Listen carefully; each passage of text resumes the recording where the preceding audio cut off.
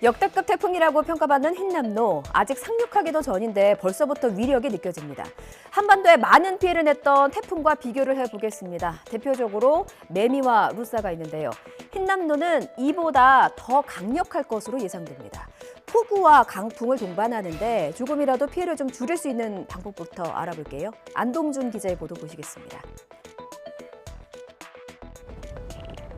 활처럼 휜 나무 아래로 한 남성이 위태롭게 걸어갑니다.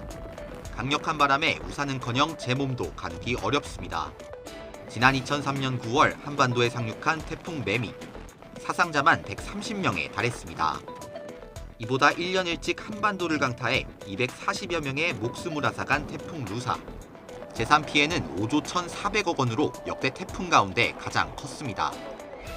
이번 11호 태풍 흰남노는 우리나라 영향권에서 935에서 950 헥토파스칼로 나타나서 매미급 이상의 규모가 될 수 있어 걱정이 되는 상황입니다. 태풍 발생 시에는 되도록 집안에 머물고 외출을 자제하는 것이 무엇보다 중요합니다. 강풍으로 아파트나 주택 창문이 파손되지 않도록 조치하는 것도 필요합니다. 젖은 신문지를 붙이는 것과 X자로 테이핑하는 것은 도움이 되지 않습니다. 창문 실리콘이 노후화된 경우는 그 자리에 창문과 창틀을 고정할 수 있도록 테이핑을 하시고 창틀이 흔들리지 않도록 두꺼운 종이로 고정하는 것이 좋겠습니다. 또 강한 집중호우를 동반하는 태풍 발생 시 감전 위험이 있는 만큼 공사장과 전신주, 신호등 주변 접근을 피해야 합니다. 피할 수가 없다면 최선을 다해서 대비하는 것이 상책입니다. 산사태 위험 지역도 살펴볼게요. 자, 흰남도는 전해드렸다시피 많은 비를 동반합니다. 비를 흠뻑 머금은 토양, 이게 무거워지니까 흘러내리겠죠. 나무 뿌리가 아무리 흙을 꽉 잡고 있다고 한들 촘촘했던 그 공간이 좀 헐거워질 수밖에 없습니다. 2002년 강타했던 태풍 루사 당시 역대 가장 큰 산사태 피해를 일으켰었습니다. 당시 산사태 피해 면적만 축구장 3,800개를 합친 정도였습니다. 흰남노는 루사보다도 더 세다고 하죠. 그나마 다행이게도 산사태는 전조 증상이 있습니다. 좀 유심히 지켜보다가 위험 신호가 나타나면 바로 대피하시기 바랍니다. 신웅진 기자입니다. 2002년의 태풍 루사, 2003년의 태풍 매미가 역대 산사태 피해 1, 2위를 차지하고 있습니다. 두 태풍 모두 엄청난 폭풍우를 동반하며 내륙을 관통하면서 큰 피해를 줬습니다. 새가 날고 나무가 흔들리거나 기울어지면 곧 산사태가 일어난다는 신호입니다. 경사면에서 갑자기 많은 양의 물이 솟아오르거나 계곡물이 갑자기 흙탕물로 변하는 것도 위험 신호입니다. 돌이 떨어지거나 흙냄새나 물건이 타는 냄새, 시큼한 향 등 이상한 냄새가 나기 시작하면 산사태를 의심해야 합니다. 특히 내가 있는 곳이 산사태 위험 지역인지를 확인하는 게 중요한데 산림청의 산사태 정보 시스템에 접속하면 알 수 있습니다. 위험 지역에 있다면 집안의 가스나 전기를 차단한 뒤 신속하게 대피 장소로 이동해야 합니다. 폭우 때 조심해야 할 것 중에 하나가 바로 맨홀입니다.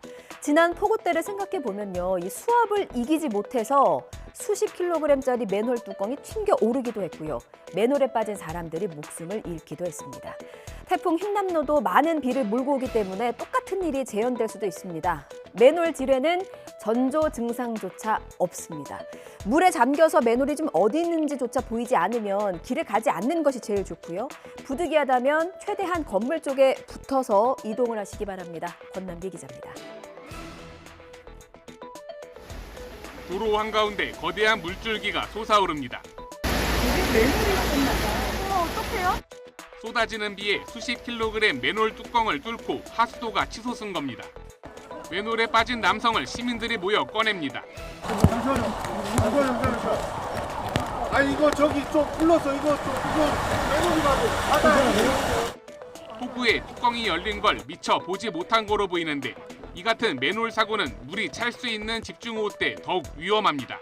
맨홀 사고는 수압을 이기지 못한 뚜껑이 튕겨나오며 발생하기도 하는데 시간당 50mm의 비가 내리면 40kg의 철제 맨홀 뚜껑이 순식간에 튀어오른다는 실험 결과도 있습니다.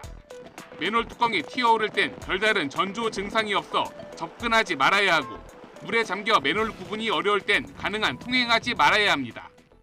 아주 큰 것이 한 50kg짜리가 있어요. 있는데 그건 뭐 가볍게 들어 올리죠. 전조 현상이 없이 그냥 물이 꽉 차면 바로 들어 올라 버리죠. 왜냐면 압력이 한꺼번에 올라오거든. 저 먼 데서부터. 익숙한 얼굴들이죠. 박사방, 조주빈, N번방, 문효국입니다. 약자를 대상으로 한 성착취 사건으로 신원이 공개되고 법적 처벌까지 받았지만 온라인 성범죄는 끊이지 않고 있습니다. 아니 오히려 더 악랄해졌고요. 더 교묘해졌습니다. 제2의 N번방 사건, 이번에는 L 성착취 사건으로 불립니다. 피해 의심 사례 제보가 이어지고 있는데요.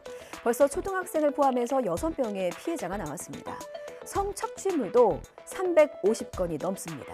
이게 알려진 것만 이 정도지 실제 피해자는 더 많을 것으로 추정됩니다.